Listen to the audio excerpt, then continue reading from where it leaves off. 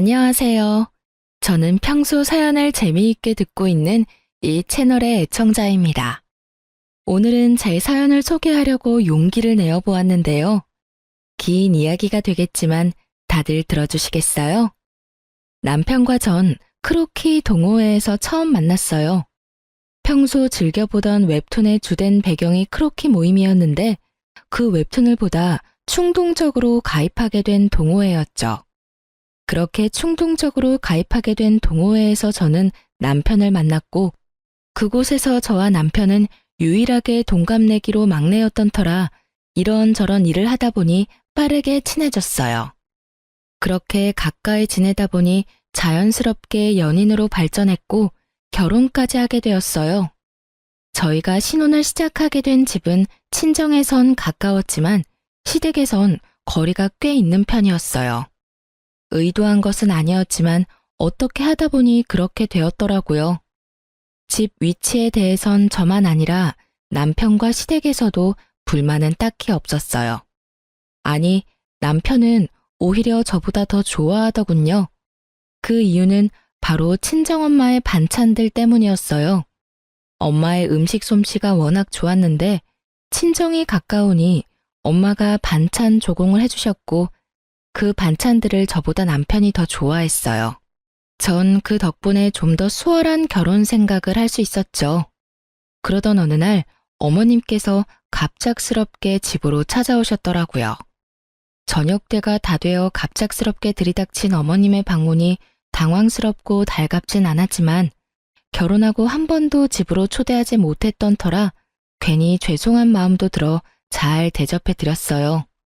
퇴근 후 옷도 갈아입지 못하고 어머님을 맞이했던 상황이라 새로운 요리 같은 건 해내지 못했지만 마침 엄마가 전날 주고 간 반찬들로 어머님의 밥상을 차려드렸어요.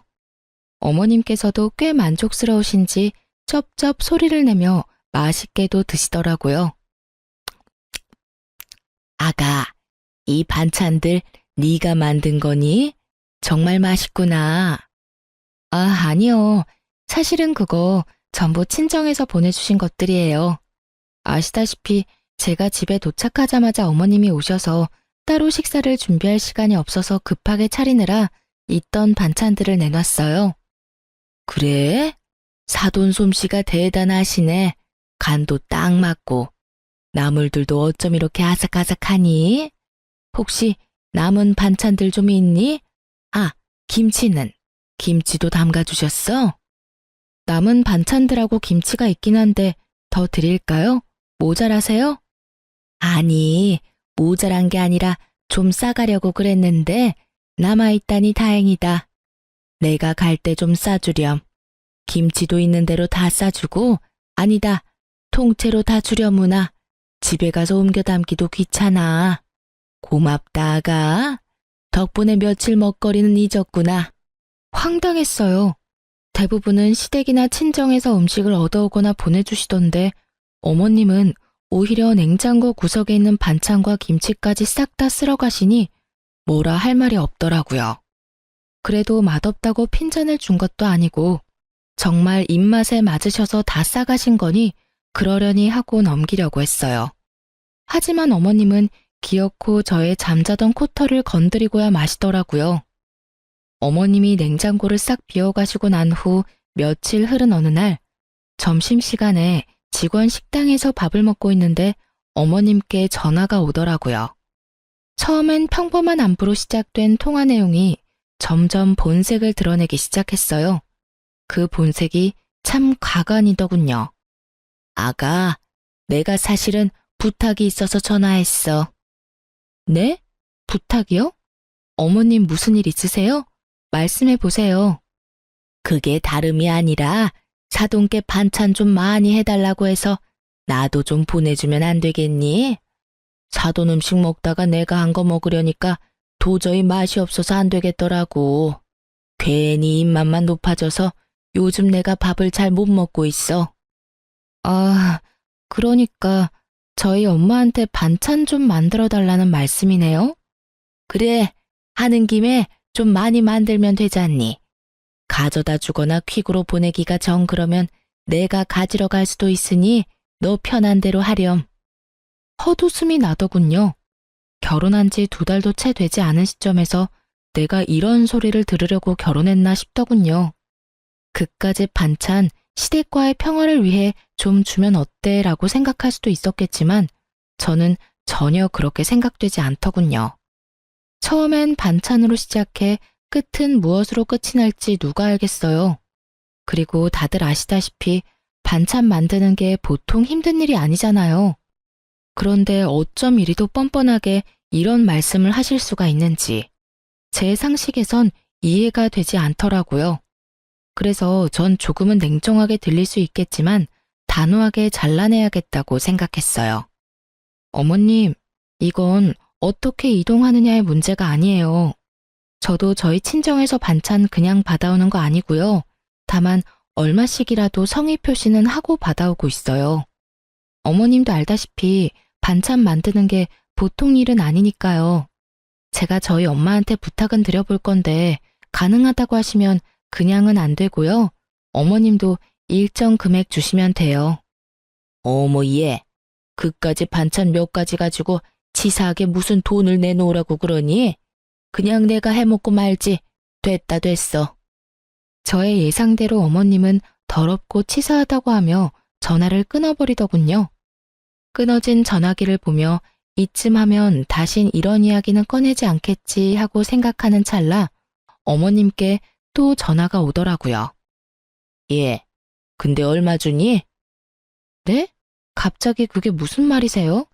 그러니까 사돈한테 반찬값으로 얼마 주느냐고. 딱 정해진 게 아니라서 얼마라고 말씀드리기가 애매하네요. 그냥 반찬집보단 덜 드리고 있어요. 그래? 그러면 그거 내가 해주마. 내가 일주일에 한 번씩 반찬 해놓을 테니 가지고 가렴. 난 사돈한테 주는 것보단 조금 덜 받을 테니 어때? 좋은 생각 같지 않니? 괜찮기는 전혀 괜찮지 않았어요. 남편이 친정엄마의 요리를 왜 잘 먹겠어요?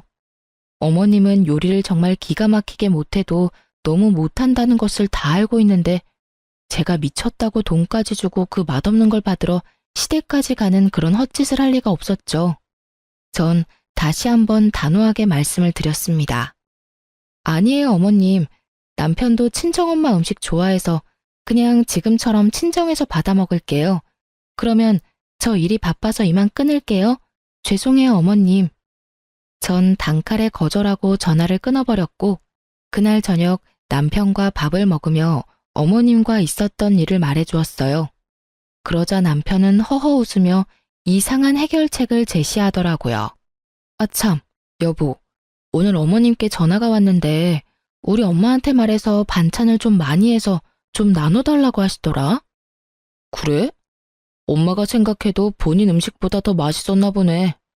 아, 진짜 우리 엄마는 요리를 못해도 너무 못해. 하여튼 그래서 뭐라고 했는데? 안 된다고 하지. 장모님도 힘드시잖아. 딱 잘라서 안 된다고 어떻게 그래. 그래서 우리도 수고비 드리면서 받아오는 거라고. 어머님도 정 드시고 싶으시면 수고비 부담하시라고 했지. 그러니까 치사하다 하시면서 전화 끊으시더라고. 잘했어. 사실 우리 먹거리 해주시는 것만 해도 죄송한 일인데 우리 집까지 부탁드리는 건 좀 아니지. 당신도 곤란했겠네. 진짜 곤란한 건 그 다음부터였지. 왜? 또 무슨 일 있었어? 그러고 바로 어머님께 또 전화가 왔는데 글쎄 하시는 말씀이 그래서 우리 엄마한테 반찬값 얼마나 주냐고 물으시더니 어머님께서 일주일에 한 번 반찬해 줄 테니까 그 돈 어머님 달라고 하시더라. 당신 생각은 어때? 완전 싫지. 우리 엄마 요리 진짜 못한다고 했었잖아. 당신도 안 된다고 했지? 응, 당신 핑계 대면서 안 된다고 했어. 그래, 잘했어. 그나저나 엄마가 왜 그러시지? 그러게 나도 이해가 안 된더라니까 라며 맞장구를 치려는 순간 남편의 입에선 이해 못할 말들이 흘러나오더라고요. 아, 용돈이 부족하신가 본데? 맞지? 맞지? 용돈 좀 올려드려야겠어. 뭐? 여기서 갑자기 용돈 이야기가 왜 나와? 그렇잖아.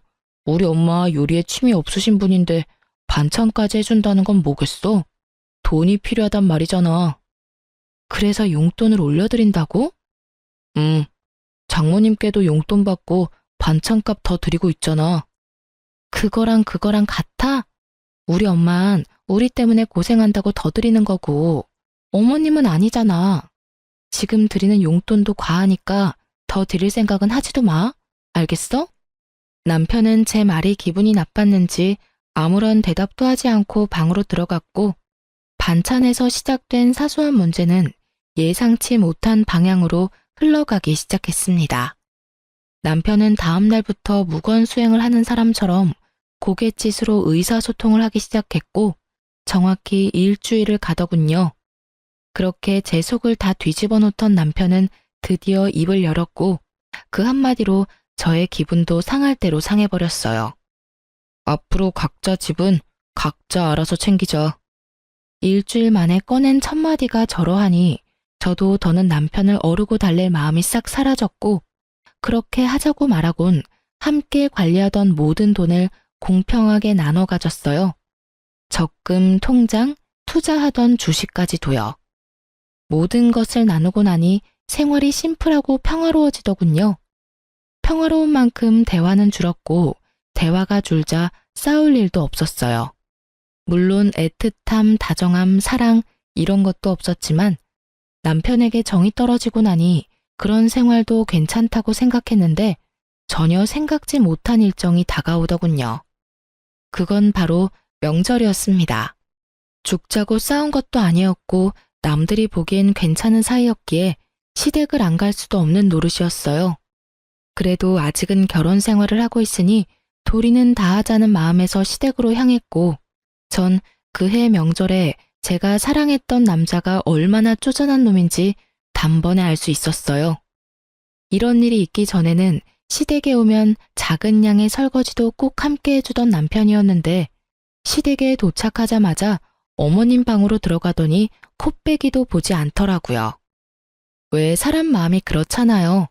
아무리 우리 사이가 요즘 좀 그렇더라도 내심 도와주러 나오겠지 하는 허튼 기대. 저도 그 기대라는 걸 하며 제사 음식을 준비했고, 그렇게 하다 보니 어느새 다 해버렸더라고요.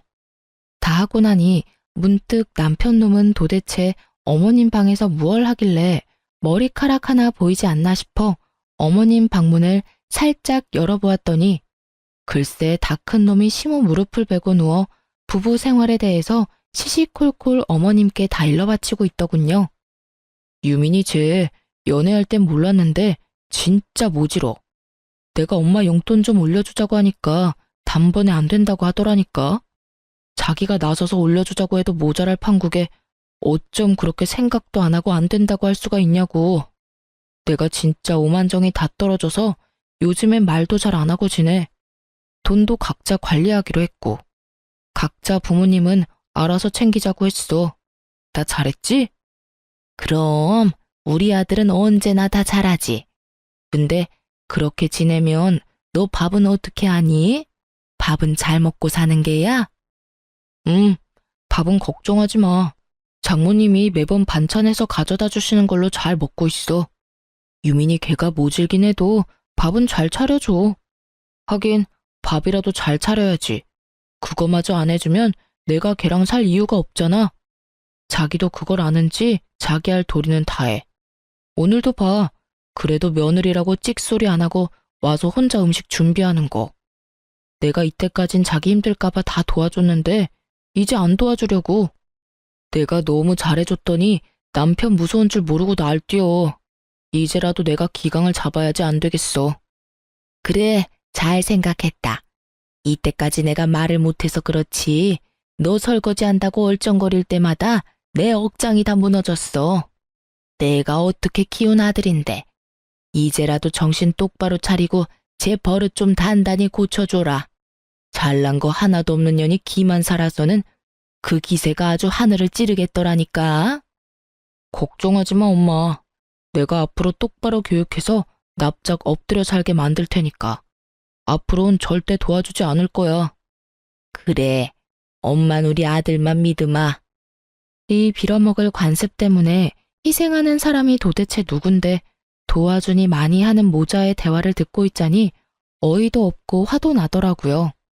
당장이라도 문을 박차고 들어가 남편놈 머리털을 확 다 뽑아버리고 싶었지만 다른 날도 아니고 명절에 얼굴 붉힐 일은 만들지 말자는 생각에 겨우 참고 주방으로 돌아갔어요. 오늘만 참으면 제 세상이 다시 열릴 테니까요. 다음 날 차례를 지내고 친정으로 가야 할 시간이 지났는데도 남편놈이 갈 생각을 않더라고요. 이미 가야 할 시간이 훨씬 지났는데도 말이죠. 당신 언제까지 누워있을 거야? 우리 집 안 갈 거야? 우리 부모님들도 기다린단 말이야. 가야지. 가야 하는데 나 너무 피곤해. 이렇게 피곤한데 운전을 어떻게 해? 좀만 더 쉬다 가자. 운전할 자신이 없어. 어제 9시부터 자기 시작해서 오늘 차례 지내기 직전에 일어난 놈이 피곤해서 운전할 자신이 없다니 참 어이가 없더라고요. 시댁에서 큰 소리를 내봤자 저만 손해라는 생각에 전 끓어오르는 화를 꾹꾹 누르며 다시 한번 남편을 어르고 달랬어요. 그러면 내가 운전할 테니까 차에만 타. 그러면 되잖아. 우리 엄마 아까부터 언제 오냐고 전화한다고. 얼른. 그것도 좀 힘들 것 같은데. 어쩌지? 뭐? 잠시 일어나서 차에 타는 것도 힘들어? 난 좀 자야 할 것 같아. 조금만 더 자고 일어나서 그때 가든가. 피곤한 척 혼신의 연기를 하며 또다시 어머님 방으로 숨는 남편놈을 보며 전 일말의 희망도 사라지는 느낌을 받았어요. 남편에 대한 희망도 기대도 모두 사라지고 나자 더는 도리를 운운할 필요가 없더라고요.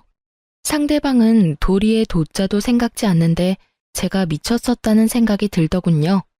그런 생각이 들자 전 지체하지 않고 제 짐을 챙겨 시댁을 나와버렸어요. 그 길로 혼자 차를 끌고 친정에 가버렸죠.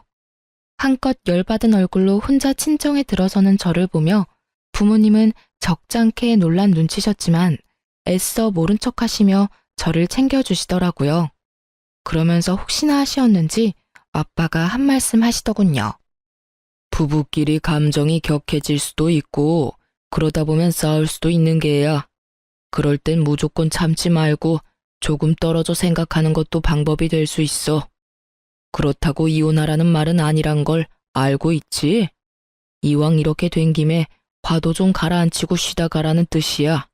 알겠지, 우리 딸?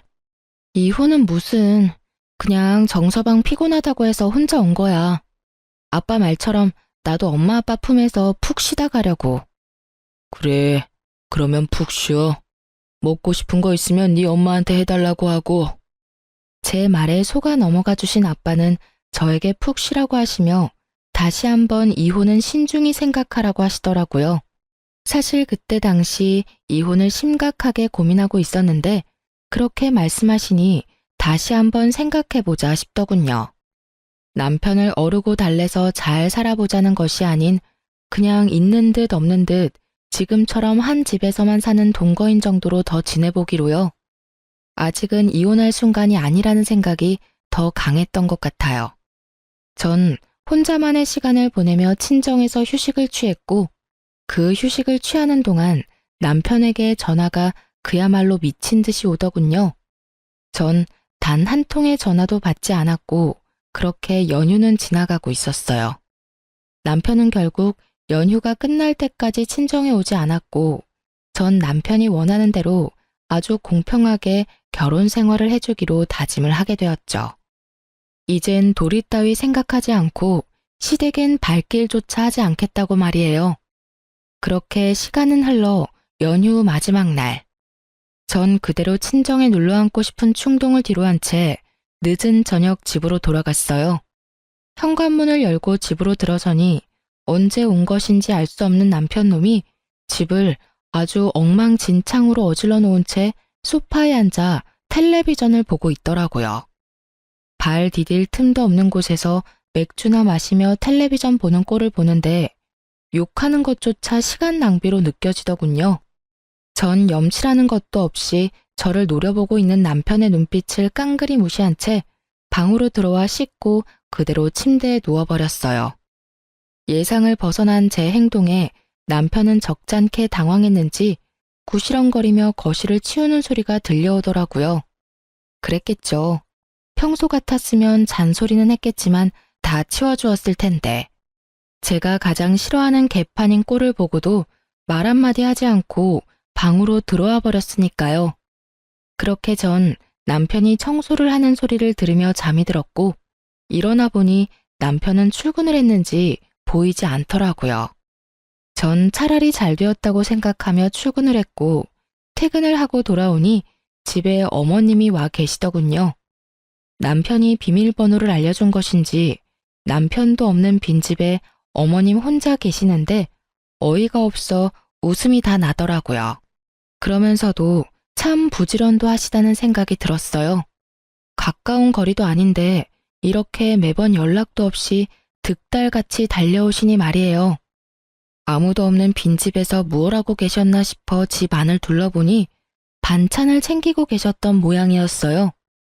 냉장고 안에 있던 반찬을 있는 대로 다 꺼내 챙겨오신 통에 옮겨 담고 있던 흔적이 식탁 위에 고스란히 남아 있었으니까요. 무슨 못 먹은 귀신이 들러붙은 거지도 아니고 아무도 없는 집에서 하물며 사돈이 해준 반찬을 훔치고 있는 어머님의 행실을 보니 화를 내봤자 뭐 하겠나 싶더라고요. 거기서 미주알 고주알 입씨름을 해봤자 똑같은 사람이 될 뿐이고 또 먹는 거로 치사하게 이랬니 저랬니 하고 싶지 않았어요. 그래서 입을 꾹 다물고 옷을 갈아입고 나와 소파에 앉아 제 할 일을 하고 있으니 반찬을 다 챙긴 어머님이 다가와 쏘아붙이기 시작하더군요. 넌 왜 인사를 안 하니? 사람을 봤으면 최소한 인사라도 해야 할 거 아니니? 오셨어요? 인사드리려고 했는데 워낙 바쁘신 것 같아서 타이밍 잡기가 어려워서 기다렸어요. 반찬은 다 챙기셨어요? 그래. 좀 가져가도 되지? 다시 해달라고 하면 되지 않니? 그렇죠 뭐. 반찬 가지고 가시려고 오셨어요? 이 저녁에 연락도 없이? 저도 감정이 많이 상해 있던 터라 말이 곱게는 나가지 않더라고요. 그런 제 모습이 어머님 마음에 들리 없었고 제법 고상한 척 말을 하던 어머님은 화가 단단히 나셨는지 언성을 높이며 폭언을 뱉어내기 시작했어요. 내가 할 일 없이 반찬이나 가지러 왔겠니? 너 왜 그날 그렇게 가곤 연락 한 통이 없니? 최소한 그렇게 가서 죄송하다는 전화라도 한 통 해야 하는 게 예의 아니니? 어쩌면 애가 그렇게 버릇이 없는지.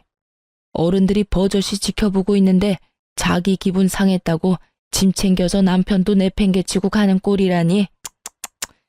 넌 기본적인 예의라는 것도 못 배웠어? 친정에서 그런 기본적인 것도 안 가르쳐주든? 도대체 친정에서 뭘 배워서 시집 온 게야?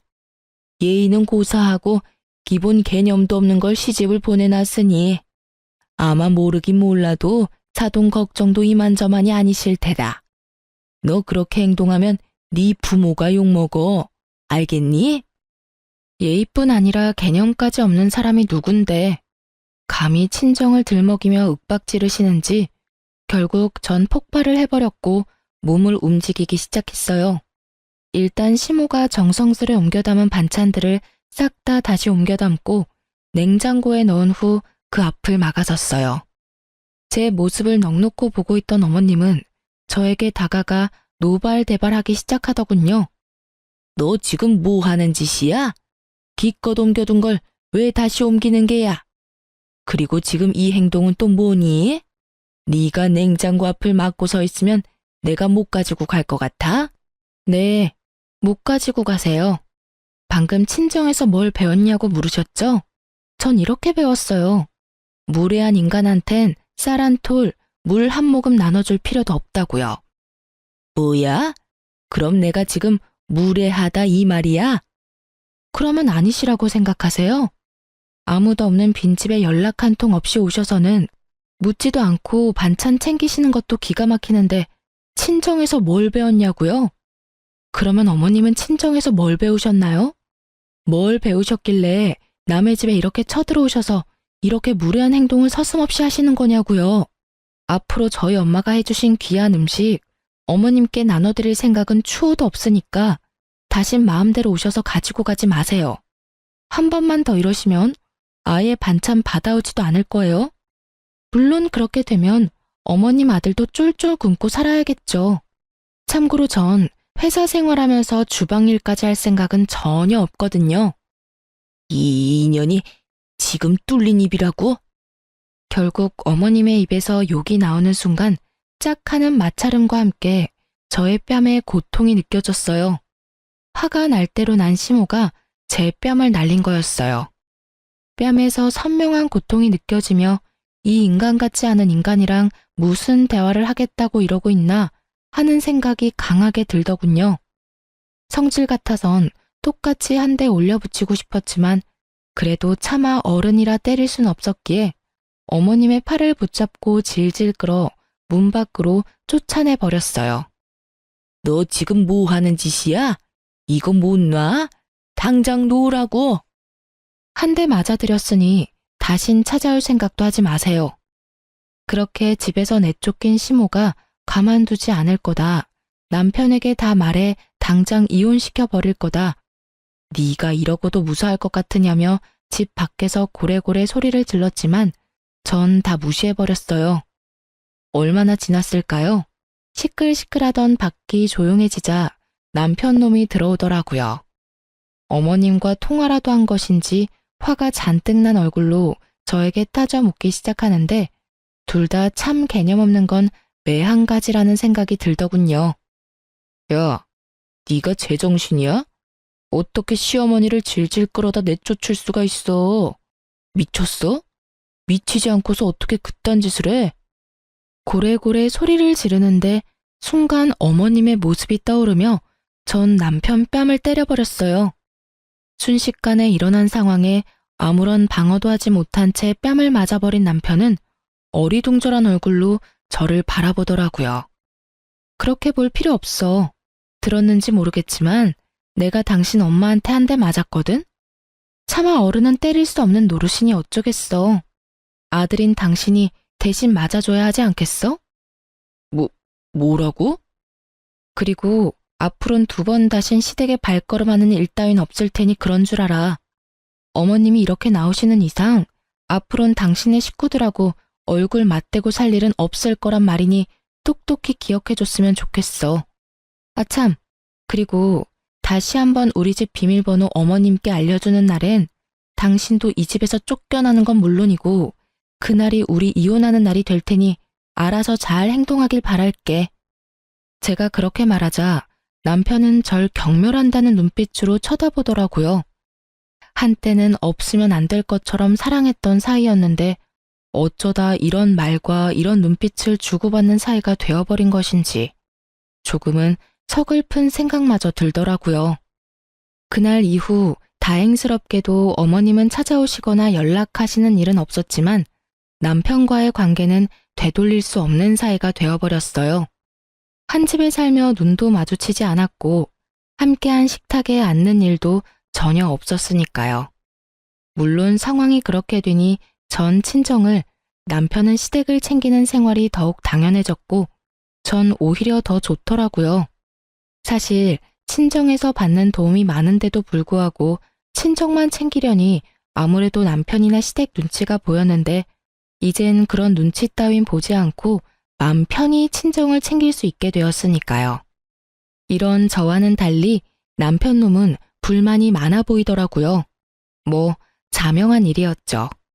시댁의 크고 작은 행사에도 전혀 참여하지 않을 뿐 아니라 집안에서도 전 딱 제 몫의 것만 빨고 치우고 먹고 했으니까요.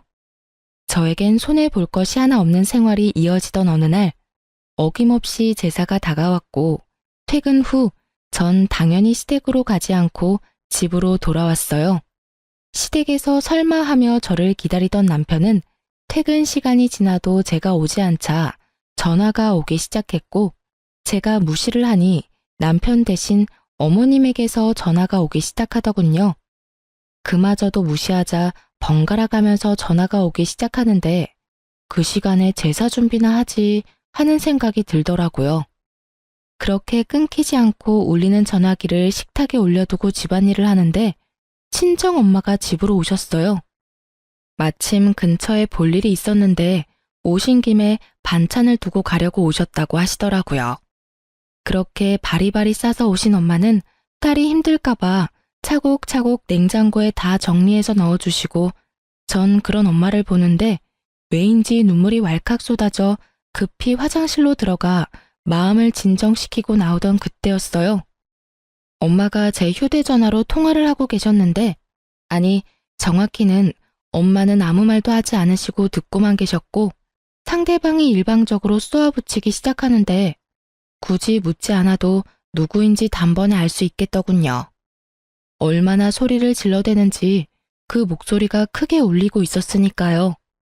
시모는 전화를 받은 엄마가 당연히 저일 거란 착각을 하고 욕설을 내뱉기 시작했고 한 번 시작한 말은 굳이 엄마에게까지 알리고 싶지 않았던 사실을 알리고야 말았어요. 여보세요? 여보세요? 여보세요라는 말이 나오니 지금? 너 진짜 제정신이 아니구나. 어떻게 며느리가 돼서 한 집안의 제사를 무시할 수가 있어? 내가 이 날 이때까지 살면서 너같이 되먹지 못한 년은 보지를 못했다. 도대체 넌 뭘 믿고 이렇게 막 나가는 게야? 그때 한 대 맞은 걸로는 정신을 못 차리겠든? 아예 그 머리털을 다 뽑아놔야 정신을 차릴 것이야. 내가 당장 가서 그 머리털 다 뽑아놓기 전에 얼른 와서 제사 준비해. 정말 딱 이렇게 말하고선 전화를 끊어버리셨고 엄마는 큰 충격에 빠지셨죠.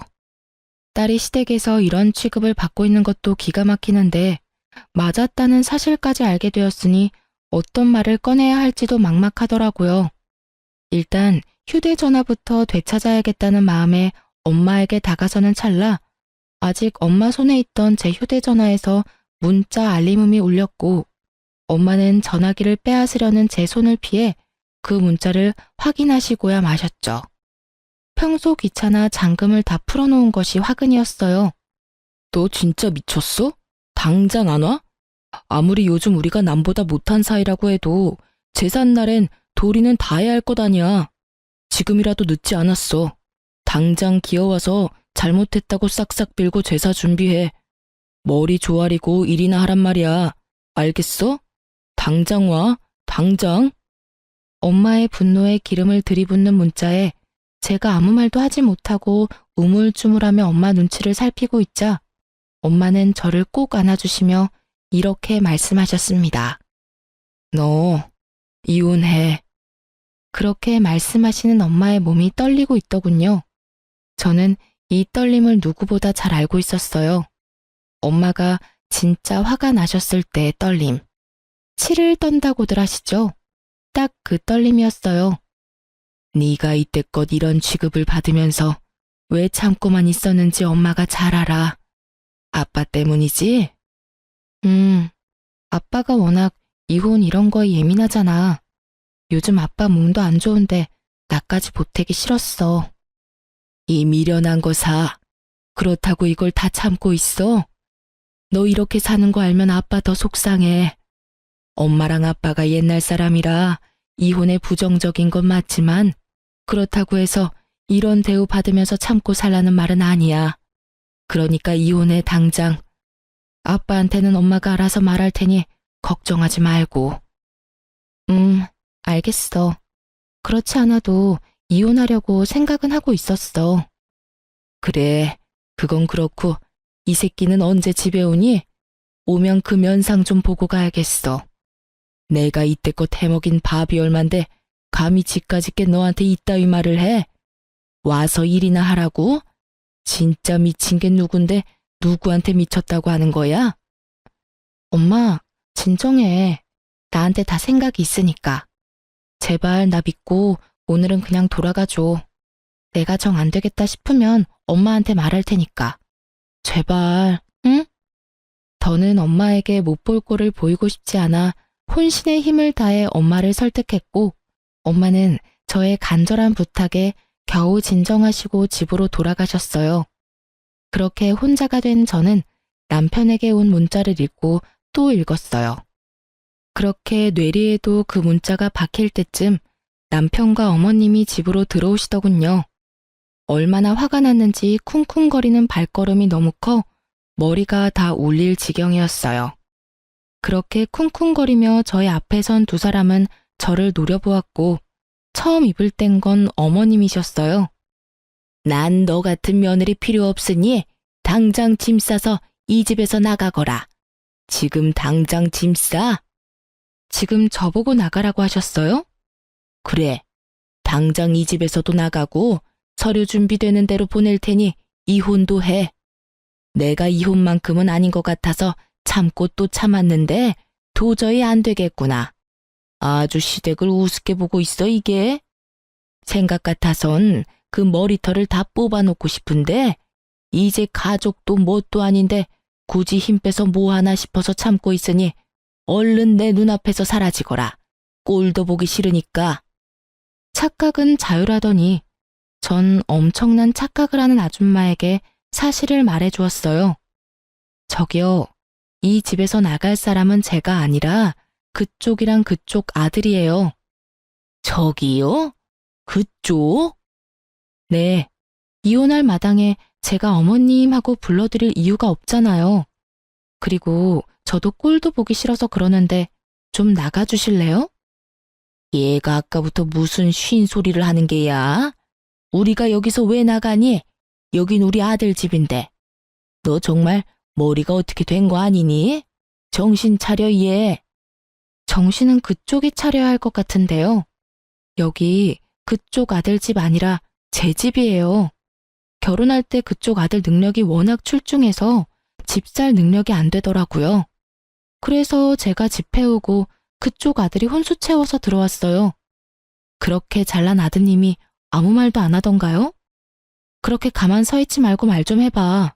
이 집 내 집이라고 말이야. 그렇습니다. 집은 제가 샀고 그랬기에 그 명의 역시 저의 명의였어요.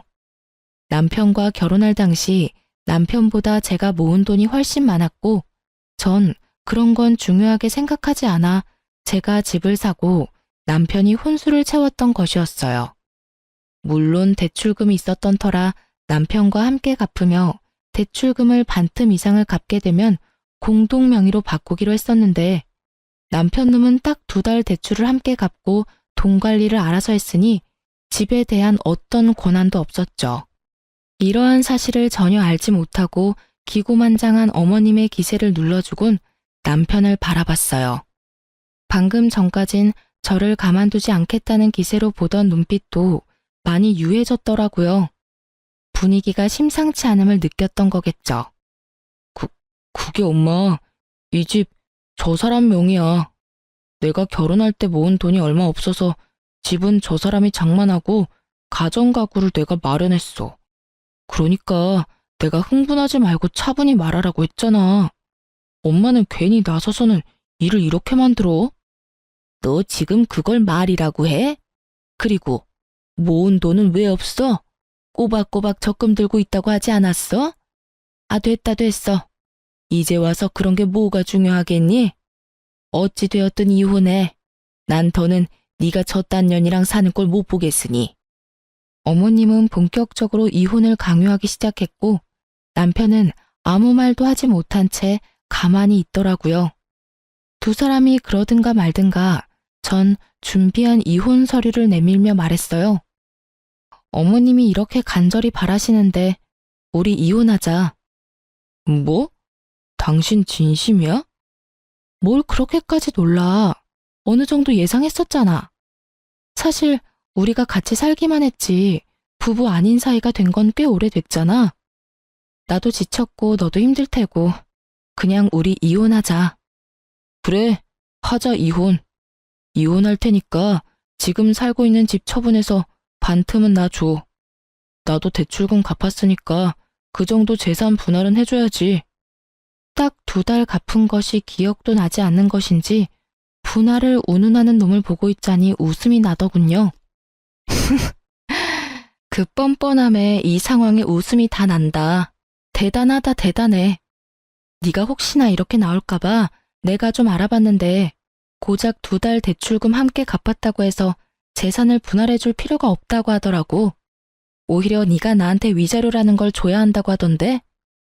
내가 왜 위자료를 내놔야 해? 내가 뭘 잘못했다고? 잘 생각해봐. 나한테 잘못한 게 한둘이 아닐 텐데.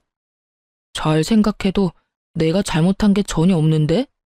뭐, 우리 엄마가 시집살이 시킨 거? 그 정도는 기본 아니야? 다들 그 정도 시집살이는 다 하고 살아. 그리고 증거 있어? 우리 엄마가 너 괴롭혔다는 증거가 있냐고. 증거? 증거 충분하지. 네가 나한테 욕한 것도 문자로 고스란히 남아있고 네 엄마가 나한테 막말한 통화도 다 녹음돼 있어. 우리가 참 편리한 세상에서 살고 있어서 자동 녹음이라는 게 되거든. 이것저것 증거가 나한텐 참 많은데 그중 최고의 증거가 여기 있지. 딱 제가 예상했던 대로 남편 놈은 노발대발하며 저에게 따져 묻기 시작했고 전 꽤 오래 준비했던 사진들을 남편에게 던져주었어요. 남편과 어머님은 바닥에 흩날리는 사진들을 보며 입을 다물었고 전 그런 두 사람을 바라보며 말했어요. 할 말이 없지? 그래, 너도 사람이면 할 말이 없어야지. 너 꼴에 바람도 피우고 있더라? 네, 맞아요. 이놈이 저 몰래 바람까지 피우고 있었어요. 전 이 사실을 진작 알고 있었어요. 남편 놈은 저희가 처음 만났던 크로키 동호회에 계속 나가고 있었는데 간도 크게 거기에서 바람을 피우고 있더라고요. 당연히 그 동호회엔 저와 친한 사람들도 있었기에 남편의 외도 소식은 제 귀에도 들려왔고 제가 믿지 않자 사진까지 보내주어서 모든 사실을 알게 되었죠. 결과적으론 그 사진들이 증거로 쓰이게 되었고요. 처음 그 사실을 안 게 저희가 본격적으로 말을 하지 않고 있을 때였어요. 정말 배신감에 치가 다 떨리더군요. 당장이라도 이혼을 하고 싶었지만 중간에 나왔듯이 부모님께서 받으실 충격이 걱정돼 미련스럽게 참아왔던 것이었어요. 그리고 차이가 이렇게까지 되기 전에는 내가 노력하면 남편이 다시 돌아오지 않을까 하는 기대가 있기도 했고요. 얼마나 헛된 기대였는지 지금 생각하면 제 자신이 참 한심하고 바보 같지만 그땐 그게 최선이라고 생각했어요. 하여튼 친정 엄마까지 이혼을 허락하고 권해주었으니 저에겐 더는 망설일 이유가 없었고 오랫동안 간직했던 이혼 서류를 꺼내게 된 것이었죠. 아무 말도 하지 않고 있던 남편은 머릿속에 계산을 끝낸 듯 무릎을 꿇고 빌기 시작하더군요. 여보, 나 당신이 바라는 대로 이혼할게. 당신이 아무것도 안 줘도 이혼할게. 그리고 위자료도 줄 테니까 상간녀 소송만은 하지 말아줘. 제발 부탁이야. 아, 이 와중에 상간녀 소송할까봐 걱정이 되나 봐? 왜? 그 상간녀가 피해보는 건 싫어? 내 인생은 이따위로 만들어 놓고? 너 진짜 뻔뻔하다. 나한테 그런 부탁이 하고 싶어?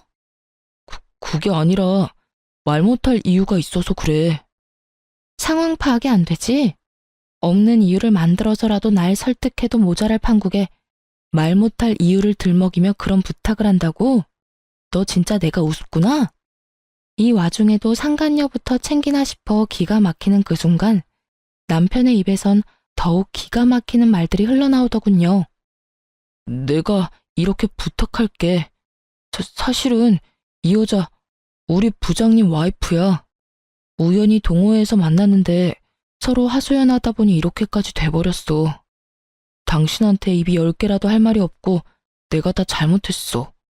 내가 이렇게 빌 테니까 제발 상간녀 소송은 안 하면 안 될까?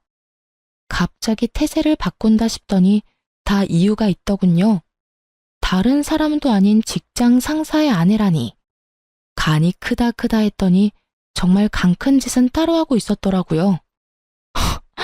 참 기가 막힌다 진짜. 일단 생각 좀 해볼 테니까 짐부터 싸서 나가.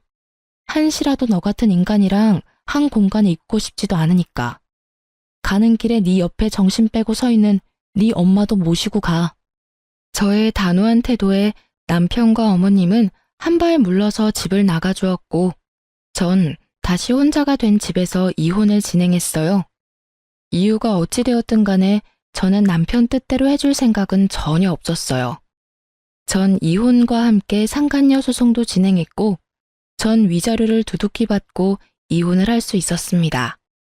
이혼 소식과 함께 이혼 사유가 전 남편 회사에 소문나는 것은 시간 문제였어요. 쉬쉬한다고 그런 사실이 어디 숨겨지던가요? 수군거리기 딱 좋은 가십거리는 어떤 말보다 빠르게 퍼져나갔죠. 결혼 전부터 친하게 지내서 언니 동생 사이가 된 전 남편 회사 동료에게 들은 바로는 전 남편은 회사를 그만뒀다고 하더군요. 회사 동료들의 눈초리도 힘들었지만 상간녀 남편의 아낌없는 핀잔에 결국 버티지 못하고 사표를 냈다고요. 아, 당연히 상간녀도 이혼을 당했고 오갈 데가 없어진 상간녀가 전 시댁으로 짐을 싸들고 들어갔다고 하더라고요. 하지만 오래 버티진 못했다고 했어요.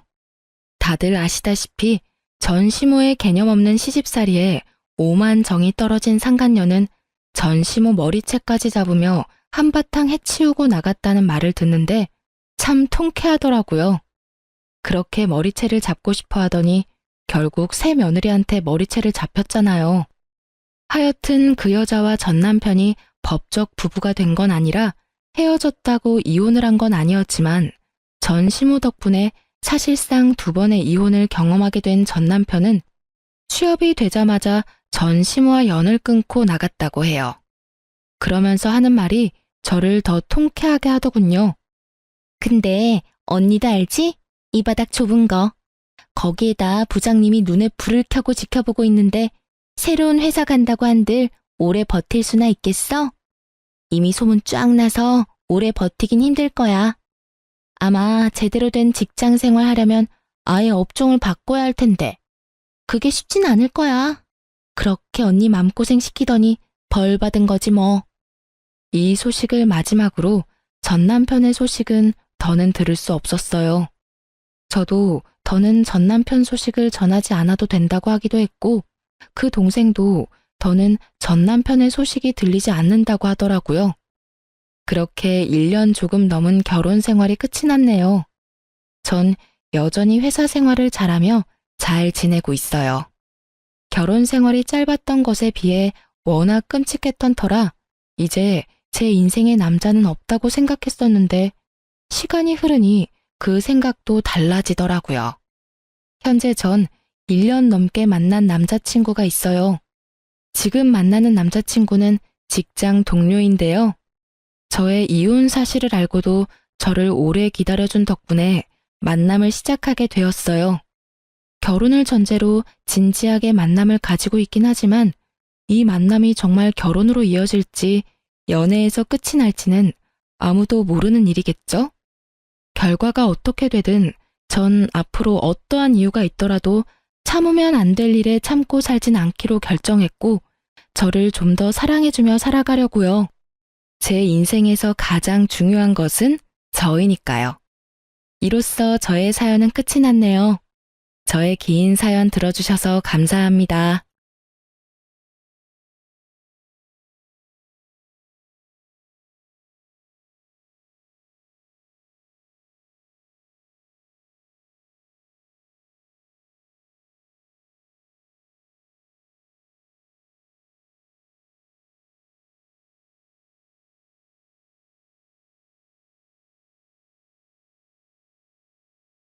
안녕하세요. 글을 쓰고 있는 저는 30대 후반의 돌싱녀입니다. 늦게 가진 아이 하나 열심히 키우며 살고 있는 싱글맘이기도 하죠. 저의 이혼은 시댁 식구들과의 갈등과 그 사이에서 남의 편이 된 남편 때문에 일어났어요. 저는 체력이 약한 편은 아니었지만 스트레스에는 꽤나 취약한 사람이었어요. 그런 저와 부부가 된 남편은 저를 잘 이해해주는 사람이었고요. 연애 기간은 4년으로 생각보다 오랜 시간을 만났고 그 긴 시간을 거쳐 남편과의 결혼을 결심하게 됐죠. 처음에 결혼 생활은 나쁘지 않았어요. 시댁도 남편도 제게 나쁘게 한 적은 크게 없었어요. 하지만 결혼 이후에 문제가 발생했어요. 저와 남편 사이에 아이가 잘 생기지 않았어요. 저희는 아이를 무척이나 원했는데 아이가 생기지 않았죠. 병원을 가도 이유를 알 수 없는 난임으로 결국 시험관 시설까지 받게 됐죠. 그렇게 아이가 어렵게 생겼지만 그 아이들은 또 아쉽게 저를 떠나갔어요. 처음에는 과도한 피고임으로 흘러내려 버렸고 두 번째는 8주 차에도 심장 소리를 들을 수 없었죠. 그렇게 2번 유산을 하고 나니 아이를 갖는 것에 두려움이 생기더군요. 주변 사람들은 그런 저를 모두 달래주었고 상냥하게 격려해줬어요. 저희 시댁만 빼고요. 시모는 2번째 유산부터는 거의 저를 죄인 취급하더군요. 제가 아이를 지키지 못했다며 엄청난 비난을 쏟아냈죠. 남편은 시모 정도로 심하게 말하지는 않았지만 은연중에 그런 분위기를 풍겼어요. 제가 충분히 주의를 다하지 못했다고요. 웃기지 않나요? 시집을 제외한 사람들은 저에게 제 탓이 아니라고 말해줬지만 시집에 가장 가까운 사람들이 저를 탓하는 걸 보니 마음이 참 답답하더군요. 애가 생기지 않아서 이혼을 생각한 건 절대 아니었어요. 물론 남편이 점점 저를 냉정하게 대하는 걸 느끼고 있었지만 중요한 원인은 따로 있었죠. 바로 남편과 10살 차이 나는 어린 신우가 제 이혼의 결정적인 원인이 되었어요. 나이가 많은 신우도 아니고 어린 신우가 뭐 그렇게 유별나게 굴었겠나 싶은 사람들도 있겠죠. 하지만 신우의 행동은 그 나이대의 여자에게는 보기 힘든 상상을 초월하는 일이었어요. 처음 결혼했을 때부터 저를 싫어하던 건 아니었어요. 며느리 사랑은 시아버지라고 하죠. 저희 아버님은 딱 그런 사람이었거든요. 시부가 저를 칭찬하고 저를 믿어줄수록 신우가 저를 싫어하고 눈엣 가시라고 여기는 듯 했죠. 아버지의 관심과 애정을 뺏겼다고 생각하는 어린아이였던 거죠. 그런 점을 알았기에 저는 신우를 더 챙겼어요. 하지만 모든 일에는 선이라는 게 있잖아요. 신우와 시모는 그 선을 넘어버렸어요. 그건 제가 2번째 유산을 했을 때였어요. 너무 힘들고 아팠어요. 그런 마음을 드러내는 것도 죄송스러운 마음에 최대한 마음을 다스려 시댁으로 갔어요. 주차 때문에 저 먼저 내려서 시댁 집으로 올라왔고 남편은 주차해놓고 오기로 했거든요. 시간은 복도식 아파트라 복도 쪽에 안방 창문이 붙어 있어요. 거기서 시모와 신우가 이야기를 나누는 게 살짝 열린 문틈으로 다 들렸어요. 예, 너희 새언니 이번에도 유산했대. 이게 무슨 일이야? 도대체 관리를 어떻게 하면 애가 2번이나 떨어져? 그 정도면 새언니한테 문제가 있는 거 아냐? 애가 안 생기는 거면 오빠 탓할 수도 있지만 애가 생겼는데 그걸 유지를 못하는 건 오로지 새언니 탓이지. 그래, 네 오빠 탓은 하나도 없겠지. 아무리 봐도 며느리 문제가 분명해. 진짜 남들 다 잘 갖고 잘 나는 애 하나를 못 낳아서는 게다가 별나기는 얼마나 별난지 몸이 안 좋아서 명절날에도 못 온다고 하더니 그거 그냥 쉬고 싶어서 안 온 거 아니야? 맞을걸? 솔직히 명절에 잠깐 온다고 애 떨어지는 것도 아닌데 잠깐 얼굴 비추고 가면 될 걸 그걸 안 된다고 우기더니 결국은 또 유산했잖아. 너무 쉬워서 유산한 거 아냐? 저의 유산에 대해 하나도 모르는 사람 둘이서 떠드는 걸 듣고 있자니 심장이 벌렁거리며 눈에서 왈칵 눈물이 났어요. 억지로 참았어요. 그들이 하는 말 중에 진실은 하나도 들어있지 않았지만 그래도 참기로 했어요. 제 잘못이 없다고 의사가 아무리 말해줬지만 2번의 유산은 저를 죄인처럼 만들었거든요. 죄인이 무슨 할 말이 있겠냐 싶어 참기로 했어요. 그렇게 마음을 다스리고 겨우 눈물이 멈췄을 때 남편과 만나 같이 시가로 들어갔어요. 신우는 인사도 안 하더군요. 그러려니 했어요. 뒷담화 하는 사람이 오히려 웃으며 반기면 더 소름 돋을 테니까요. 차라리 싫어하면 싫어하는 티를 내는 게 심플하니 낫다고 생각했죠. 2번째 아이를 유산시키기 싫어서 차 타는 것도 피하려 했던 제가 명절에 일부러 시가에 오지 않은 것은 사실이었어요. 하지만 친정에도 가지 않았고 오로지 집에서 누워만 있었어요. 다 아이를 지키기 위함이었지만 결국에는 사라져버렸죠. 이날 시가를 방문한 건 명절 때 오지 못한 것을 대신해서 선물과 용돈을 들고 찾은 거였어요.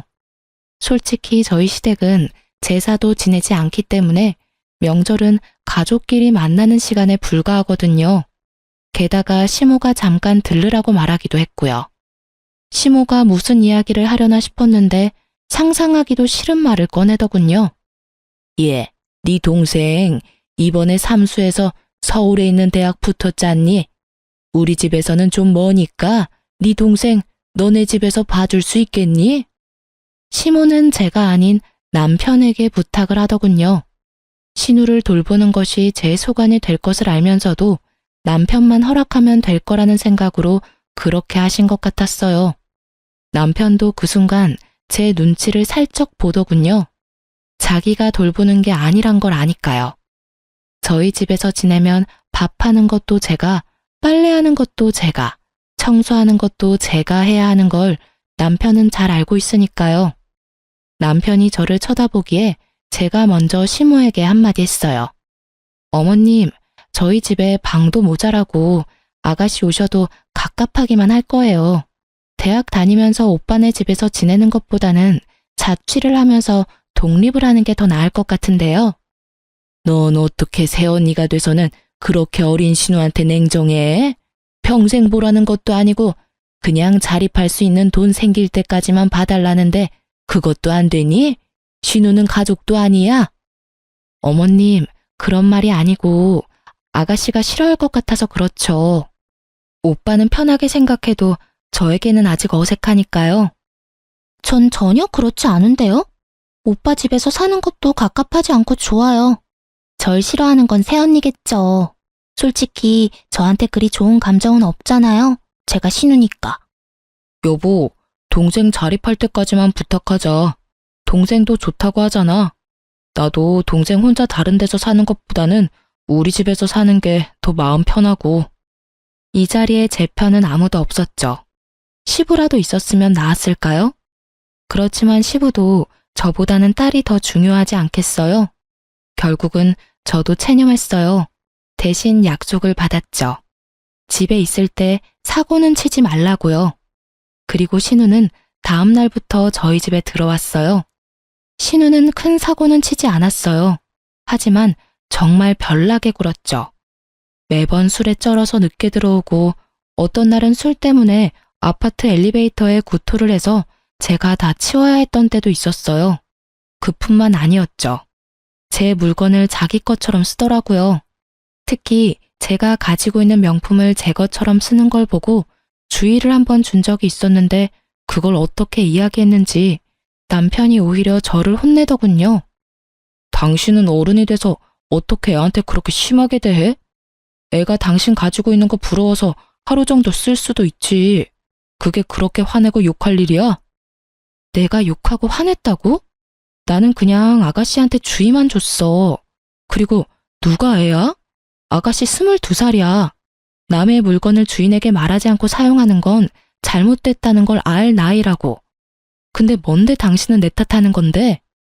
결국 이 일로 남편과도 사이가 틀어졌어요.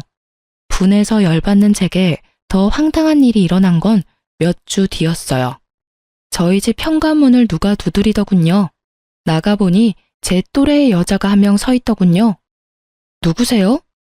그러는 그쪽은 누구세요? 여기 사는 사람 어딨어요? 당신 그 여자 언니야? 당장 당신 동생 나오라고 해. 갑자기 소리치는 여자를 보며 저는 당황했어요. 갑자기 나타나서 무슨 말씀을, 혹시 저희 신우한테 볼 일이 있어서 오신 거예요? 이 집에서 저보다 어린 나이의 여자라면 신우밖에 없으니까요. 신우? 그런가 보네요. 여기 사는 여자가 내 남편이랑 바람났거든요. 새파랗게 젊은 게 남의 남편 꼬셔서는. 여기 사진 보세요. 제가 지금 미치지 않게 생겼냐고요. 정말 지금 집에 없어요? 그 말에 저는 충격을 심하게 받아버렸어요. 신우에게 남자친구가 있다는 건 알았어요. 선물을 받아오거나 늦게 들어올 때도 많았으니까요. 그런데 불륜이라니. 사진을 보니 신우가 확실하더군요. 우리 아가씨가 불륜이라고요? 그게 확실해요? 확실하지 않으면 제가 집을 왜 찾아왔겠어요? 그년 지금 없는 거 확실해요? 지금 학교 수업 갔을 시간이라. 아니, 도대체 집에서 교육을 어떻게 시키길래 이제 막 대학 들어간 여자애가 30대 중반의 남자를 꼬셔요? 난 절대로 그 여자 용서 못해요. 저는 조심스레 그 여자를 안정시키려고 노력했어요. 죄송해요. 저희가 잘 타이르고 교육시킬 테니 오늘은 이만 돌아가 주세요. 정말 죄송합니다. 꼭 헤어지도록 만들게요. 제 말에 그 여자도 별 수 없다고 느낀 건지 다른 계획이 있어서 그런 건지 모르겠지만 욕을 한 바가지 하며 돌아서더군요. 솔직히 그렇게 욕을 한다 한들 신우가 없으니 어쩔 도리는 없었겠죠. 그날 저녁 남편은 야근으로 늦는다고 연락이 왔고 신우는 저녁 먹을 시간쯤 들어왔더군요. 저는 신우를 불렀어요. 오늘 낮에 어떤 여자가 찾아왔어요. 아가씨를 자기 남편과 바람핀 불륜녀라고 하더라고요. 사진도 이미 다 가지고 있던데 그 남자랑 헤어질 거죠. 제 말에 신우 얼굴이 팍 상하더니 저한테 쨍쨍한 목소리로 따지듯 말하더군요. 새언니가 뭔데 제 연애 사정에 간섭이세요?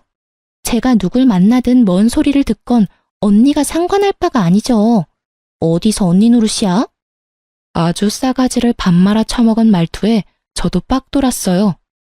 그럼 제가 아가씨 때문에 욕먹은 건 어떻게 책임질 거예요? 아, 이렇게 하면 되겠네요. 아버님이랑 어머님한테 말씀드릴게요. 그리고 본가로 돌아가세요. 언니 노릇하는 거 싫으면 본가 가셔서 열심히 불륜하면 되겠네요. 결국 시부모 이름을 들먹이자 신우 표정이 어두워지더군요. 저한테는 들켜도 시부모에게는 들키기 싫었던 모양이에요. 헤어지면 되잖아요. 대신 엄마 아빠한테는 말하지 마세요. 말하면 저도 가만 안 둘 거예요. 그리고 이제부터는 상식적으로 행동해 줄 거죠? 앞으로 이상한 트집 잡지 말고 제발 평화롭게 지내요. 안 그러면 이 사실을 누구한테 말할지 고민 좀 해볼 테니까요. 결국 약점을 잡은 제가 이 상황에서는 유리했고 신우는 그 뒤로 제 눈치를 보며 조용히 지내더군요. 성격을 버리지는 못했는지 제 마음에 들지 않는 일이 생기면 여전히 욕하며 화냈지만 최소한 제 앞에서 그러지는 않았어요. 그리고 그 불륜남과는 어떻게 되었는지 모르겠지만 집에 사람이 찾아오지 않는 걸로 봐서는 연을 끊었을 거라고 추측했죠. 저희 집은 조용해졌지만 신우의 불륜이라는 큰 사건은 여전히 묻혀 있었어요. 솔직히 이대로 신우가 그 남자와 헤어지고 제발 정상적인 연애만 해준다면 문제가 생길 일도 없겠죠. 그렇게 신우와 영원히 함께할 것 같던 날들도 종료가 되었어요. 한 6개월 뒤에 신우가 스스로 저희 집에서 나가겠다고 하더군요. 자기도 혼자 살고 싶다며 원룸을 얻어 자취를 하기로 했나 보더라고요. 자유를 얻은 저는 좋아했죠. 그런데 그 즐거움도 오래 가지는 않았어요. 그로부터 또 반년 뒤에 시모가 저를 불렀어요. 급하게 오라고 해서 갔는데 그 자리에는 시모와 신우, 남편, 그리고 웬 갓난아기가 있더군요. 저는 순간 남편이 데려온 아이인가 싶었어요. 제가 아이를 낳지 못하니 남편이 어디 가서 애를 데려왔나 하고 우울한 생각이 들었거든요. 사실 이날은 제가 아침에 임신을 확인한 날이었어요. 다만 초기 유산이 잦았기에 이번에는 안정기에 접어들 때까지 임신 사실을 밝히지 않을 예정이었죠. 그런데 아이를 보니 순간 당황했어요. 누구 아이예요? 네 신우 아이다. 같은 대학교에 잠깐 사귄 남자친구 사이에 생긴 아들인데 그 집에서는 애 낳지 말라고 했다더구나. 나도 애 포기하려다가 너희 애 없는 거 알고 그냥 낳으라고 했어. 너희 집에 애 주면 되겠다 싶어서. 어차피 우리 집 피를 이은 아인데 네가 데려가서 키워주거라. 신우는 아직 결혼도 안 한 애라 보적에 애 올라가 있으면 시집도 못 가. 너도 애는 너하고 인연 없다고 생각하고 여기 있는 애나 잘 키워. 다시 임신한다느니 어쩐다느니 하면서 속 시끄럽게 하지 말고. 아가씨 아이라고요? 누구 아이예요? 시모는 모르는 눈치였고 신우는 제 질문의 의도를 잘 알아챘어요. 저는 이 아이가 설마 그 불륜남의 아이인가를 묻는 거였어요. 그런데 얼마 전까지 제 눈치를 보며 조신하게 행동하던 신우가 예전에 그 싸가지 없는 년으로 돌아갔더군요. 방금 못 들었어요? 엄마가 이야기했잖아요. 제 남자친구 아이라고요. 어차피 언니 애도 못 만드는데 이럴 땐 나한테 고맙다고 하고 애 데리고 가야 하는 거 아닌가? 솔직히 언니 애 없는 거 스트레스 받잖아요. 그럼 나한테 고마워해야지 애를 주는데. 그리고 내가 이대로 미혼모 되게 놔둘 거예요? 당연히 새언니가 나를 도와야죠. 당당하게 이야기하는 꼴을 보니 부하가 치밀어 오르더라고요. 애가 없으면 없는 대로 살면 되는데 왜 제가 남의 애를 키워요? 그것도 아가씨 애를? 전 못해요.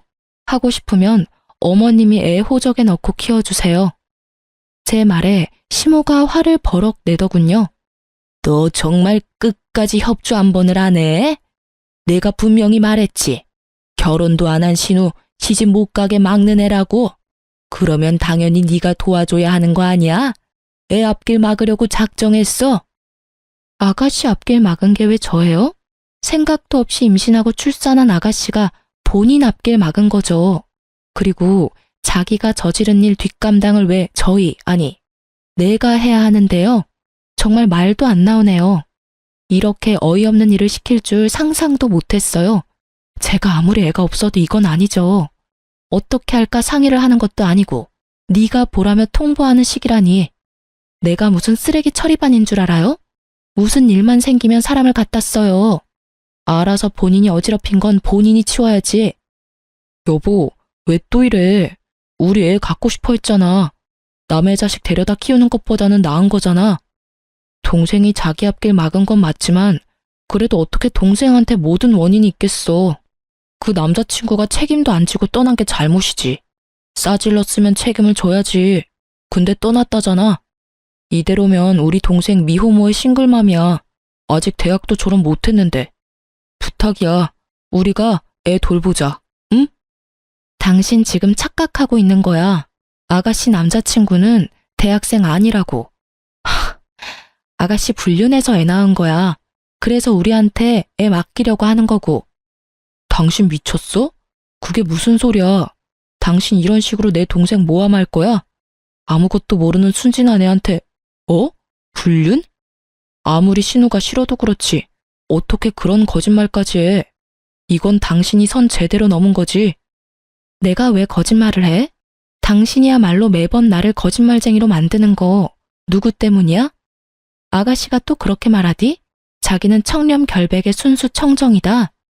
세상 청순한 척 다 하고 뒤로는 유부남 만나는 신우가? 당신만 모르지. 내가 무슨 짓을 당했는지 말해줘? 그 불륜남 와이프가 우리 집에 와서 뭐라고 했는지 말해줄까? 그만하랬지. 당신하고는 더 이상 이 이야기 하고 싶지 않아. 애는 내 호적에 넣을 거야. 그러니까 당신도 그렇게 알고 있어. 내 밑으로 넣기만 해봐. 난 그 애 내 아이로 절대 못 받아들여. 그리고 말 안 하려고 했는데 나 임신했어. 솔직히 다른 아이 키우다가 내 아이 잃고 싶은 생각 추워도 없어. 아이 가졌다고? 차라리 잘 됐네. 같이 키우면 되잖아. 도대체 뭐가 문젠데? 나도 많이 도와줄게. 그러니까 우리 애로 넣자고. 동생 한 번만 좀 도와줘. 불쌍하잖아. 대학 졸업장은 따야지. 갓난애 키우는 게 그렇게 쉬워 보여? 50일까지는 2~3시간마다 분유 타먹여야 해. 애는 통잠도 안 자고 투정해. 밤낮이라도 바뀌어봐. 그 상황을 임신한 내가 버틸 수는 있겠니? 그렇잖아도 유산을 2번이나 했는데. 당신이 아이 혼자서 다 볼 거면 그렇게 해. 나는 그렇게 못하니까. 저의 강경한 반대에 신우가 인상을 팍 쓰고 소리치더군요. 이번에도 안 봐도 뻔하잖아요. 또 유산될 거 뻔한데 뭐하러 그렇게 신경 써요? 그냥 있는 아이한테 신경 더 쓰세요. 이상한 데서 고집 부리고 난리야. 준다면 넙죽 고맙다고 받으면 되지. 무슨 자존심 세운다고 저러는 건지. 신우 말이 정말 열받았어요. 제가 또 유산을 할 거라는 전제로 이야기하더군요. 저는 이 아이만큼은 꼭 지키고 싶었어요. 저와 남편이 한창 싸우는데 시모와 신우가 아이를 놔두고 밖으로 나가버리더군요. 남편은 그런 시모와 신우를 말릴 생각도 하지 않고요. 내게 애를 맡기려고 작정을 한 것 같았어요. 그리고 남편은 그 애를 소중하게 안아들고는 저희 집으로 가자며 저를 데리고 끌고 나왔죠. 저는 속이 터지는 것 같았어요. 일부러 정붙일까봐 애는 보지도 않았죠. 남편 놈을 보면서 그때 생각을 굳혔어요. 이혼하기로. 말도 더럽게 안 통하고 나를 믿지도 않고 신우한테 깜빡 속아가지고는 사람을 거짓말쟁이로 만드는 남편. 제 쪽에서 사양이었어요. 게다가 유산 2번으로 사람을 죄인 취급하고 어렵게 아이 임신한 거 축복도 해주지 않는 이 집안 사람들 모두 제 상식 밖이라 감당이 안 되니까요. 이놈의 집구석 의리 지키며 있을 필요 없다는 생각이 들었어요. 아주 절실하게 그렇게 저도 준비를 했어요. 최대한 제게 유리하게 이혼할 수 있는 방법을 여러모로 많이 생각해봤죠. 사실 이틀 전에 집에 있을 때 등기를 하나 받았거든요. 이거다 싶었어요. 저는 그것과 미리 작성해둔 이혼 서류를 가방에 넣어두고 남편에게 말했어요. 신우에게 직접 줘야 할 게 있으니 시댁으로 가자고요. 등기인데 주인이 직접 받아야 한다는 이유로 말이죠. 그랬더니 남편이 살짝 생각하더라고요. 저는 남편에게 아이 혼자 보는 거 괜찮으면 나 혼자 다녀오겠다고 했죠. 그랬더니 남편이 아니라고 자기도 아이와 같이 가겠다고 하더군요. 겉으로는 별말 안 했지만 속으로는 아주 기분 좋았어요. 계획대로 할 수 있을 것 같았거든요. 솔직히 이번에 시모와 신우가 일부러 시부 없는 시간을 골라서 저를 부른 것 같다는 느낌을 받았거든요. 그렇다면 시부는 이 사건을 모르고 있다는 거고, 그렇기 때문에 제가 시부에게 다 말할 생각이었어요. 그리고 겸사겸사 저한테 이런 미친 짓을 한 신우도 혼내줄 생각이었죠. 시댁에 애 데리고 갔더니 시부가 반가워하시더군요. 남편이 시부에게 아이를 보여줬어요. 그래, 안 그래도 내가 다 들었다. 너희들 기관에서 아이를 입양하기로 했다고? 몸 힘든데 잘 생각했어. 손주도 좋지만 며느리 네 몸 안 아픈 게 최고야. 네가 애쓰는 것 같아 말은 안 했다만 걱정 많이 했어. 어디 아이 얼굴 좀 보자. 그 말에 마음이 찡했어요. 절 생각해주는 건 시부뿐이더라고요. 그런데 그와 동시에 시모와 신우에 대한 화는 더 치밀어 올랐어요. 저는 단 한 번도 아이를 입양하겠다 한 적이 없었어요. 그런데 시부가 그렇게 알고 있다는 건 시모와 신우가 그렇게 이야기를 했다는 거잖아요. 게다가 그 상황에서 남편이 이 아이는 기관에서 데려온 아이가 아니라 신우 아이라는 말도 안 하더군요. 셋이서 미리 짠 게 분명했어요. 저는 가증스러운 세 사람의 연극을 끝내주기로 했어요. 조용히 가방에서 등기를 꺼내 건네며 시부에게 말했어요. 아버님, 걱정해 주셔서 고마워요. 사실 이 아이는 입양한 게 아니에요. 그 아이에 대한 건 그 서류를 보시면 아실 거예요. 그리고 저는 아이 입양할 생각이 없어요. 이 아이도 키울 생각 없고요. 제가 준 서류를 읽은 시부의 얼굴이 아주 새빨갛게 분노로 달아올랐어요. 제가 시부에게 드린 건 신우 앞으로 온 상간녀 소송 소장이었거든요. 그 신우가 사귀던 불륜남 와이프가 저희 집이 신우 집인 줄 알고 저희 집으로 소장을 보냈더라고요. 상간녀 위자료 소송을 말이에요. 결국은 헤어지지 않았던 거고 결국은 그 혼외자까지 낳아버린 거죠. 신우는 제가 뭘 줬는지 상상도 못하는 눈치더군요. 시부가 그걸 다 읽고는 신우를 불렀어요. 너 사실대로 말해봐라. 여기 나와 있는 일들이 다 사실이야? 아빠, 뭐 보고 이렇게 화가 났어요? 이게 뭔데? 자신의 상간녀 소송 소장을 본 신우의 몸이 부들부들 떨리더군요. 상간녀라니? 불륜이라니? 너 설마 유부남이랑 만났어? 그래서 사고 친 거야? 시부의 말에 시모까지도 그 서류가 뭔지 알았어요. 시모도 안절부절을 못하더군요. 아빠, 아니야. 나 그 사람이 유부남인 거 모르고 만났어. 정말이야. 나도 피해자라고. 나는 그 사람이 결혼한 줄 정말 몰랐어. 아가씨, 거짓말하지 마세요. 결국 거짓말하면 다음에 또 거짓말을 해야 하잖아요. 그리고 그 거짓말에 저까지 거짓말쟁이가 돼야 하고요. 며느라가 그게 무슨 말이냐? 왜 네가 거짓말쟁이가 돼? 너 이 일에 대해 알고 있어? 사실은 아가씨 저희 집에서 맡았을 때 불륜남의 와이프가 저희 집에 와서 난리쳤었거든요. 아가씨 당장 데려오라며. 집 앞에서 소리 지르고 그거 죄송하다 사과하고 다시는 못 만나게 하겠다고 다짐까지 받고 돌려보낸 게 저예요. 제가 아가씨한테 그 사람하고 관계 빨리 청산하라고 했는데 결국은 제 말은 듣지도 않았고요. 그때 아버님 어머님한테 말씀드리려고 했는데 아가씨가 절대 말하지 말아달라고 신신당부를 해서 말을 못했어요. 너 혼자서 사고 친 것도 모자라서 며느리한테까지 그런 일 당하게 만들었어? 넌 도대체 뭐라고 돌아다닌 거야? 아빠, 내 말 좀 들어봐. 그 사람 와이프랑 이혼하겠다고 하고 나 만난 거예요. 그래서 나도 만났지. 그리고 조만간 그 남자랑 와이프 이혼하면 내가 진짜 와이프 될 건데 뭐가 문제예요. 그 사람이 나 사랑한다고 했어. 뭐? 지금 그딴 생각하는 것 자체가 글러먹은 게지. 그 남자가 그래서 이혼을 했어? 아님 이혼 소송 중이야? 그 남자 와이프가 너한테 위자료 소송할 정도면 그 남자도 이거 알았을 텐데. 너 대신 상간녀 위자료 비용 갚아준다고 하든? 그건 아니지만 앞으로 그렇게 하겠다고. 역시 신우는 그 남자의 놀잇감 정도였고 남자는 본처와의 삶을 살기로 결정한 거였겠죠. 솔직히 신우가 스스로에게 자신이 있었다면 아이를 우리에게 넘겨줄 필요가 없잖아요. 그 아이를 이유로 남자를 압박하면 될 일인데 애를 저희한테 맡길 때부터 본인도 느꼈을 거예요. 불륜남의 변심을. 아이고 이 녀석아.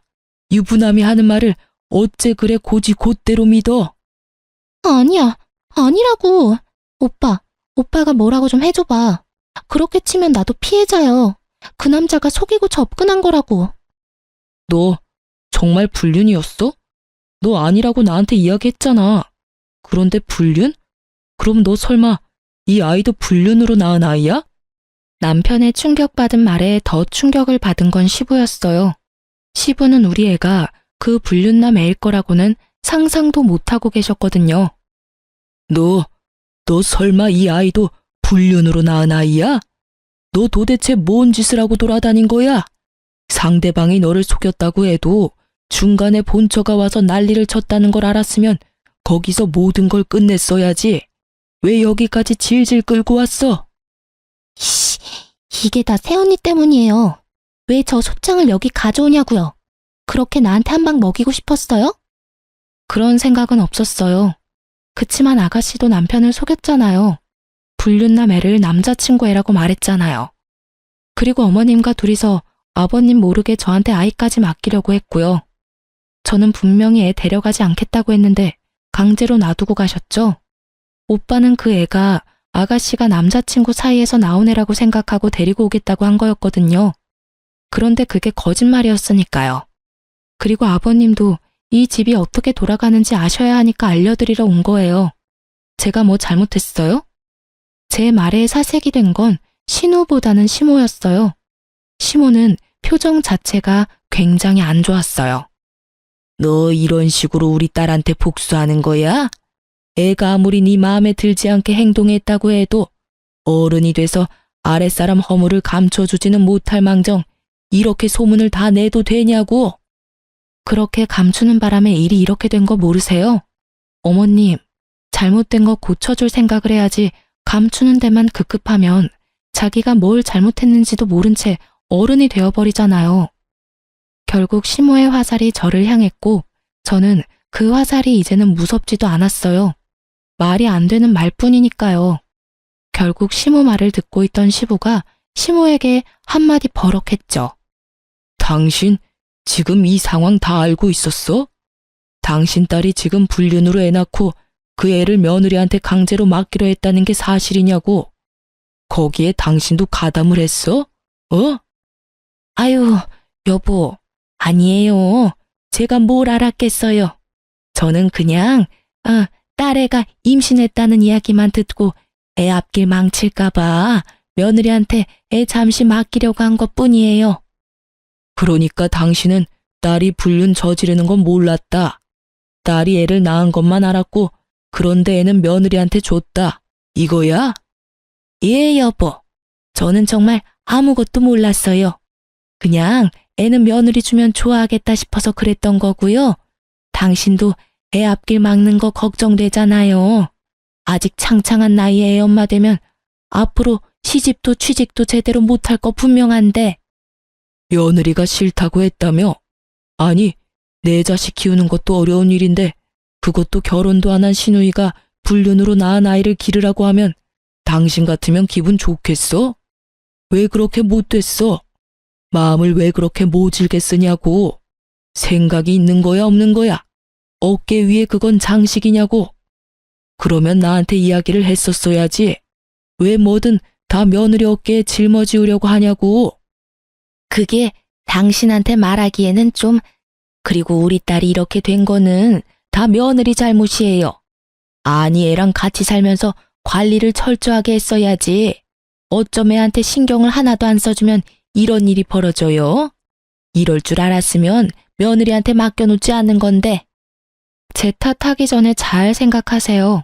저는 이미 어머님께 아가씨 맡기 싫다고 말했어요. 이런 일은 예상한 건 아니지만요. 그리고 아가씨와 관련된 건 남편이 책임지기로 했는데 왜 저한테 불똥이 튀는지 모르겠네요. 그리고 이미 저희 집 왔을 때부터 그 불륜남 만나고 있었어요. 찍힌 사진만 봐도 상대방이 가지고 있는 카톡 내역도 저희 집 오기 전에 있었던 일들이거든요. 제가 관리하고 말고 할 것도 없었고 제가 신우에 대해 뭐라고 하면 남편이 저한테 엄청 난리쳤거든요. 애가 그럴 수도 있지 왜 그렇게 화내냐고요. 그 뒤로는 주의도 주지 않았고요.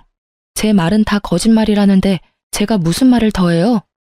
시모가 필사적으로 자신과 신우 탓이 아니라고 시부에게 변명하는 데에는 다 이유가 있었어요. 시부는 시모와의 결혼이 재혼이었거든요. 시부의 전처는 젊은 남자와 바람이 나서 돈까지 들고 아들 내버려 두고 집 나갔다고 하더군요. 그래서 시부는 불륜이라는 걸 가장 싫어하고요. 그걸 알고 있으니 빨리 딸아이가 불륜으로 낳은 아이를 눈앞에서 치워버리고 싶었던 거예요. 그것도 모르고 남편은 두 모녀에게 이용당한 거고요. 어떻게 구슬렸는지 제 말은 믿지도 않았으니 대단한 사람들인 거죠. 당신 딸 관리를 왜 며느리한테 맡겨? 그래놓고 지금 나한테 며느리가 잘못했다고 이야기하는 게 말이 되냐고 지금. 불륜? 어이가 없어서. 앞으로 당신 딸한테는 10원 한 장 안 줄 테니까 이제부터 알아서 살아. 내 딸처럼 키워보려고 했더니 아주 근본부터 썩었네. 내가 뭘 싫어하는지 그렇게 잘 알고 있는 당신이 자식을 이따위로밖에 못 키웠다는 것도 아주 큰 실망이야. 도대체 뭘 가르쳤길래 외동딸이 저 따위로 큰 거야? 시부 말에 시모는 부들부들 떨며 빌더라고요. 여보, 제발 용서해줘요. 나는 진짜 아무것도 몰랐어요. 애가 그런 일 한 줄 몰랐단 말이에요. 아직 대학도 남아있는데 지원을 끊어버리면 애 학교 졸업은 어떻게 해요? 한 번만, 딱 한 번만 봐줘요, 여보. 봐줘? 뭘 봐줘? 남의 가족 파탄내는 거 내가 고스란히 당했던 거 딸년이 지금 남의 집에 하고 있는데 거기다가 지 오빠 가정까지 지금 괴롭히고 있잖아. 시어머니 시누이라고 아주 작정들을 하고 며느리를 괴롭혀? 그런 게 아니에요. 여보, 괴롭히다니. 여보, 우리는 절대 그럴 생각으로 애 맡긴 거 아니에요. 다 며느리를 위해서였고 애가 안 생기는 게 가엾기도 하고. 그럴 생각이 아니면 애는 왜 맡기려고 한 거야? 딸이 나이가 적은 것도 아니고 지가 책임지면 되지 어디서 책임을 전가해? 혹시라도 딸이 지 자식 키우겠다고 했으면 나도 딸의 마음 기특해서라도 지원해주려고 했을 거야. 그런데 이게 뭐야? 집안을 완전 풍비박산을 내놨잖아. 나는 내 가족 중에 저런 인간이 있다는 거 용납 못해. 그러니까 당장 나가. 내 집에서 나가. 시모와 신우는 시부 앞에서 울고불고 난리가 났어요. 저는 그걸 보면서도 아무 생각도 들지 않았고요. 다 자기들이 저지른 일 때문에 이런 일이 벌어진 건데도 반성은커녕 용서만을 바라는 모습을 보니 측은한 마음도 생기지 않더군요. 그리고 저는 벙찐 얼굴로 시모와 신우만 바라보던 남편에게 미리 준비해온 이혼 서류를 건넸어요. 이혼 서류야. 그거 작성한 대로 제출할 거야. 내 이야기는 제대로 듣지도 않고 신우 말만 듣고 애 데려오겠다고 혼자서 결정했지? 어떻게 불륜으로 낳은 아이를 나한테 맡길 생각을 해?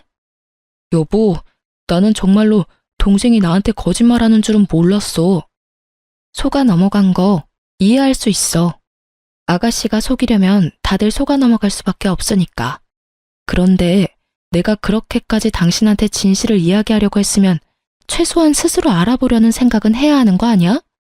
무작정 나를 거짓말쟁이로 만들어버렸잖아. 내가 받은 배신감이 얼마나 큰 줄 알아? 그리고 내가 유산 2번 하고 나서부터는 완전히 사람을 죄인 취급했잖아. 시어머니랑 둘이서. 나는 더 이상 그런 취급 받으면서까지 결혼 생활 유지하고 싶지는 않아. 여보, 다시 생각해봐. 이대로 이혼한다고 당신한테 좋은 거 하나도 없어. 당신 아이까지 생겼는데 몸 더 챙겨야지, 응? 내가 다 할게. 내가 당신 대신 다 해줄 테니까 이혼하자고 말하지 마. 내 애는 내가 알아서 키워. 왜? 또 유산할 거 뻔한데 뭐하러 잘해주니? 당신이 아는지 모르겠는데 어머님이랑 아가씨는 그렇게 생각하더라? 어차피 나한테 문제 있어서 유산되는 거고 그걸로 유별난 척 다 한다고. 당신도 그렇게 생각하는 거 다 알아. 행동에서 그게 보이거든. 그러니까 애한테 신경 쓰지 마. 어차피 또 잘못될 거라고 생각하고 있잖아. 그러니까 관심 꺼. 넌 내 애한테 신경 쓰지 말고 신우 애한테나 신경 써. 저와 남편의 대화를 듣고 있던 시부가 다시 버럭했어요. 지금 너희 뭐라고 했어? 지금 며느리 임신했어? 너는 그걸 알면서도 며느리한테 애를 보낸 거야? 이 미친놈이. 아우 속 터져. 집구석이 완전 개판이야. 넌 도대체 뭐하는 인간이야? 도대체 뭔 짓을 어떻게 하면 며느리 입에서 이혼하자는 이야기가 나와? 그것도 임신한 며느리한테서. 그날 시댁 분위기는 정말 엉망진창이었어요. 시부는 열에 뻗쳐서 씩씩대고 있었고 신우와 시모는 생각보다 큰 시부의 분노에 눈치만 보고 있었죠. 남편은 제가 이혼하자고 할지 예상도 못해서 그런지 당황한 기색이 역력했고요. 바구니의 아기는 빽빽 울어대고요. 저는 그런 시댁 사람들에게 말했어요. 아버님, 죄송해요. 저도 제 애를 지키려면 이렇게 할 수밖에 없어요. 이해해 주셨으면 좋겠어요. 그리고 아가씨, 어머님, 2분이서 제 욕하는 거 처음부터 알았어요. 제가 이혼하니까 속 시원하시죠? 마음 편하게 잘 지내세요. 그리고 당신은 앞으로 나랑 얼굴 볼 생각하지 마. 애가 어떻게 되든 상관도 하지 말고. 내 뱃속에 애가 태어나도 당신한테는 아무런 권리도 권한도 넘겨주지 않을 거야. 그렇게 알고 이혼 진행할게. 그 말을 남기고 저는 시댁에서 나왔어요. 정말 속이 다 시원했어요. 항상 저를 눈의 가시처럼 여기던 신우와 시모가 절절 매는 모습을 보니 어찌나 시원하던지요. 그렇게 이혼하고 저는 뱃속의 아이를 지키는데 혼신의 힘을 다했어요. 친정에서도 제 상황을 알고 혼내기보다는 보듬어 주어서 기쁘고 고마운 마음으로 지냈죠. 그리고 아이는 무사히 태어났어요. 얼마나 예쁜지. 예쁜 아이에게 가족을 주지 못한 게 마음 아프지만 최선을 다해 아이를 보듬어 줄 거라고 다짐했어요. 그리고 애가 100일이 좀 되기 전에 그 집안 소식을 듣게 됐어요. 완전히 뿔뿔이 흩어져 버렸더군요. 사실 시부와 시모가 재혼인데다가 남편과 신우도 피가 섞이지 않은 가족이었거든요. 당시 시부의 분노가 어마어마했던 것 같더라고요. 시간이 1년이나 지난 지금도 신우는 시부 집에 들어가지 못했다고 하더라고요. 시부가 지원해주던 것도 다 끊어버려서 대학은 중퇴하고 알바로 일하고 있다고 하더군요. 지금 신우가 지내는 원룸 월세도 벌어야 하고 상간녀 위자료비도 신우가 다 내야 한다고 하더군요. 시부는 그 돈 죽어도 못 내준다고 해서 결국 신우가 직접 벌어서 지불하기로 했다나 봐요. 그리고 시무는 시부 곁에 간신히 붙어 있기는 하지만 신우를 도와주지도 못하고 시부 눈치만 보고 있다고 해요. 맘 같아서는 신우를 도와주고 싶겠죠. 신우 애도 아직 어리니까요. 시부는 그 애를 자기 집에 절대 못 들인다며 못 박아버렸고 시모도 도와주지 못하는 상황이 되어버렸죠. 게다가 사랑이라 믿었던 불장난은 결국 신우에게 상간녀라는 꼬리표만 남기고 사라져버렸죠. 그 이야기를 들으면서도 뿌린 대로 걷어갔다는 생각이 들었어요. 그리고 애 100일 잔치 때문에 전 남편이 일하던 건물에 갈 일이 생겼어요. 사실 전 남편은 시부 명의의 건물에서 관리인으로 일하고 있었거든요. 그래서 혹시라도 마주칠까봐 걱정하면서 들어가는데 관리인이 남편이 아니더군요. 혹시나 싶어 슬쩍 물어봤어요. 혹시 관리인 바뀌었나요? 예전 관리인이라면 몇 달 전에 교체됐어요. 건물주랑 안 좋은 일이 있었던 것 같더라고요. 둘이서 싸우는데 난리도 아니었죠. 두 사람이 싸워요? 두 사람은 부자지간인 걸로 아는데. 그러니까 말입니다. 혹시 건물주랑 잘 아는 사이인가요? 아, 네. 예전 관리인이랑 연이 있었죠. 그래서 없어서 물어본 거고요. 그렇게 짧게 이야기하고 저는 건물 안으로 들어갔어요. 싸우면서 일까지 그만뒀으면 좋은 상황은 아니겠다 싶었어요.